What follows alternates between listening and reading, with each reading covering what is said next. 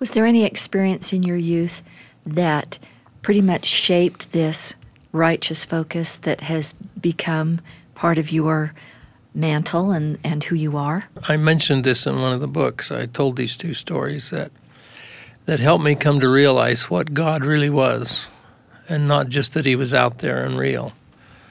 One of them was when I was a paper boy, I lost a check. I was collecting money, and a woman gave me a check for $27, and I cashed it with all of my change, And about the end of the route, I went to get in and get some more change, and the check was gone. Oh, man, I was just sick. And I walked back and forth across that mile or so of my route 2.5 times.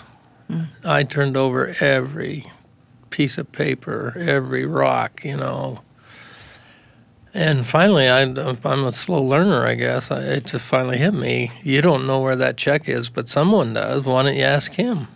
And so I did. I just, right there on the side of the, holding my bike, I just bowed my head and said, Heavenly Father, I need that check. I'm desperate.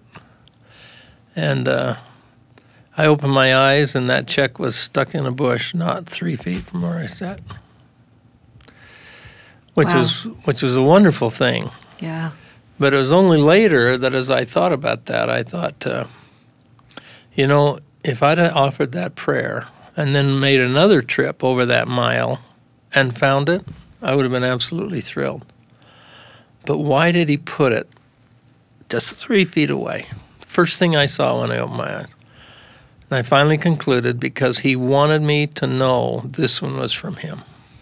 And that became a great defining experience for how I view God as a loving Father and caring Father and one who hears our prayers. So, yeah, those were great things, and came out of that emphasis of my dad to be faithful and pray and so on.